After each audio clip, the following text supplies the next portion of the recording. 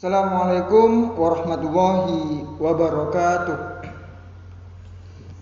Alhamdulillahirabbil alamin. Anak-anak, hari ini kita akan masuk belajar tema 3, subtema 2, mata pelajaran PPKN dan Bahasa Indonesia.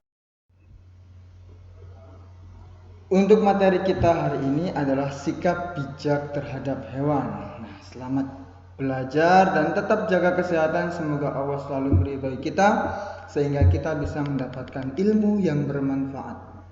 Amin amin ya rabbal alamin. Nah, untuk hari ini kita akan mengetahui cara bijak seperti apa kita terhadap hewan itu. Nah, sebelum itu kita harus tahu dulu hewan itu ada hewan liar, hewan peliharaan, dan hewan langka. Masing-masing jenis hewan ini memiliki treatment atau perlakuan yang berbeda. Nah, misal hewan liar, ya kita tidak mengganggu ekosistemnya, biarkan dia hidup secara bebas.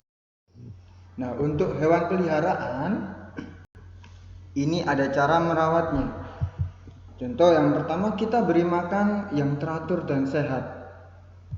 Nah, kalau kita punya hewan peliharaan, jangan sampai terlambat dalam memberikan makanan atau minuman, karena sama saja dengan menyiksa hewan. Kalau ada ayam, ya kita masih pakan ayam. Kalau kita memelihara kucing, ya kita kasih makan kucing. Jangan sampai terlambat atau bahkan tidak diberi makan. Untuk yang nomor 2, yaitu menjaga kebersihan dan kesehatan hewan. Nah, untuk kebersihan dan kesehatan hewan ini bisa kita bersihkan tempat tinggalnya atau diri dari hewannya, baik itu dimandikan atau kandangnya rajin dibersihkan dan lain sebagainya. Intinya untuk kebersihan dan kesehatan hewan itu kita jaga dan kita pastikan betul. Nah, untuk yang ketiga, kita buatkan kandang hewan. Jangan sampai kita punya hewan peliharaan tetapi dia tidak memiliki kandang sendiri atau rumah sendiri, atau tidur dengan kita, apa-apa bersama dengan kita satu rumah. Jangan seperti itu.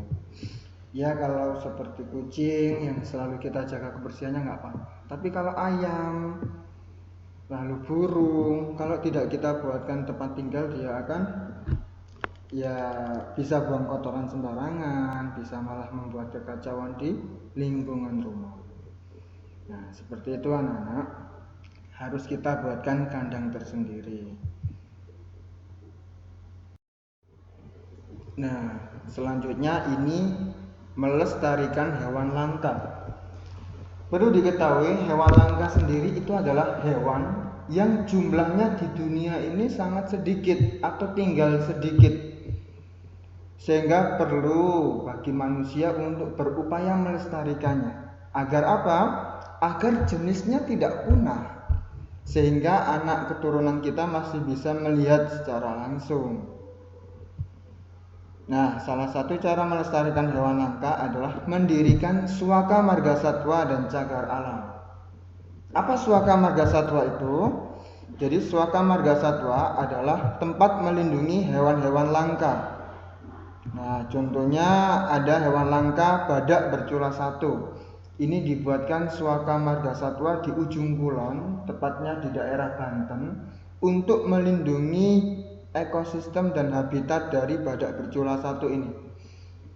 Karena ketika dia dibiarkan hidup di alam bebas, masih banyak pemburu liar yang menginginkan culanya atau tanduknya. Konon katanya dijual dengan harga yang cukup tinggi, sehingga manusia yang seperti itu tidak melihat sisi dari kemanusiaannya, malah memburu hewan-hewan tersebut, sehingga sekarang jumlahnya sangat sedikit, sehingga perlu dibuatkan Suaka Margasatwa. Selanjutnya untuk cagar alam. Cagar alam sendiri itu adalah tempat perlindungan dan pelestarian hewan, tumbuhan, tanah, dan air. Jadi lebih kompleks, suatu ekosistem, suatu tempat yang mana belum pernah dicampur tangan manusia, belum pernah dibangun ini, belum pernah dibangun itu. ini bisa dijaga, namanya cagar alam. Contoh seperti ini. Nah, tempat seperti ini ya jangan sampai dirusak. Kita lindungi biar ikan, burung yang ada di tempat itu bisa berkembang biak dengan baik sesuai dengan habitat alamiahnya. Nah, ini namanya cagar alam.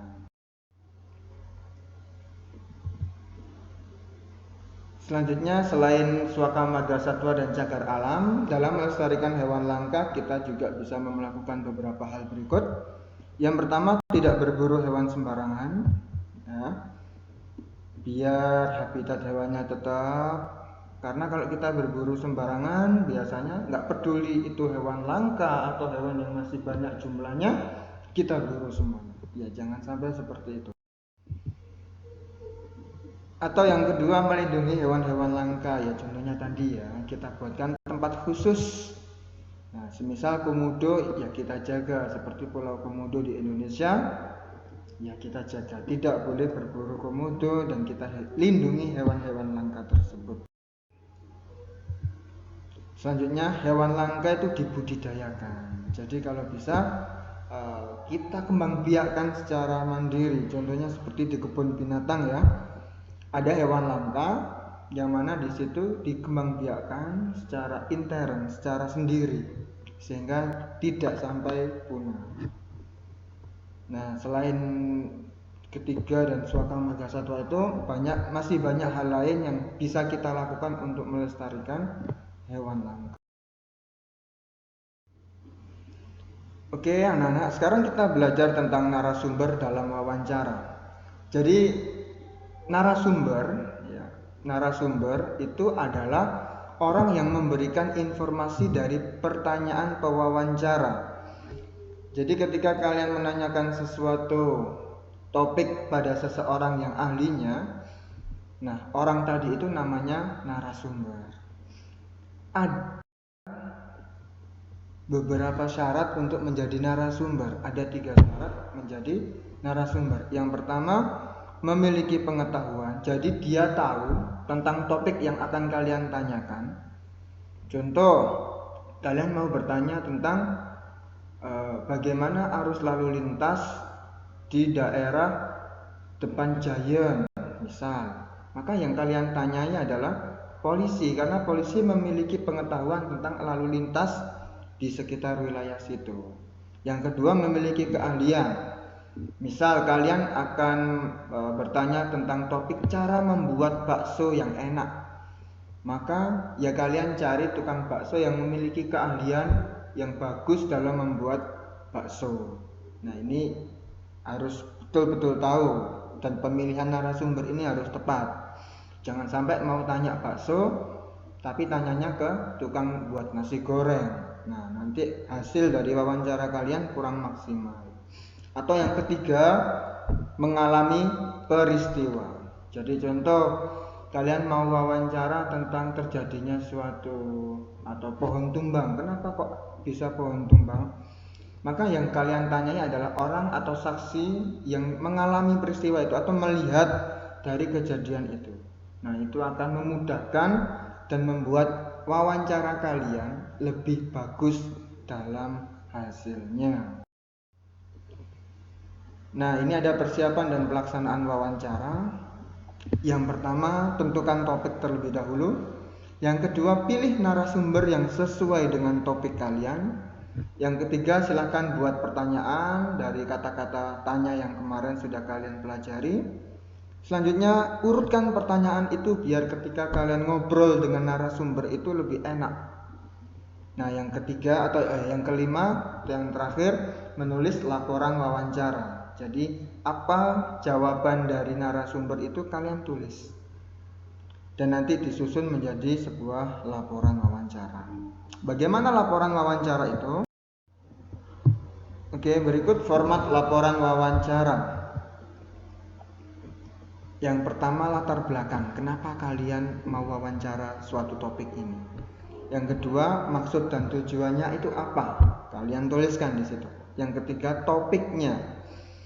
Topik wawancara kalian apa? Yang keempat, waktu dan tempat kegiatan atau tempat di mana kalian melakukan wawancara. Yang kelima, laporan hasil wawancara, yaitu jawaban dari narasumber. Yang terakhir, kesimpulan itu adalah garis besar atau kesimpulan dari jawaban narasumber. Kalian jadikan lebih ringkas atau meringkas jawaban dari narasumber. Baik anak-anak, alhamdulillah hari ini kita belajar materi PKN dan bahasa Indonesia tentang cara bijak dalam melestarikan hewan. Yang kedua, kita belajar tentang narasumber dalam sebuah wawancara serta cara membuat laporan wawancara. Nah, semoga bermanfaat, kalian semuanya sehat, bahagia, dan juga selalu dilindungi Allah dimanapun kalian berada. Wassalamualaikum warahmatullahi wabarakatuh.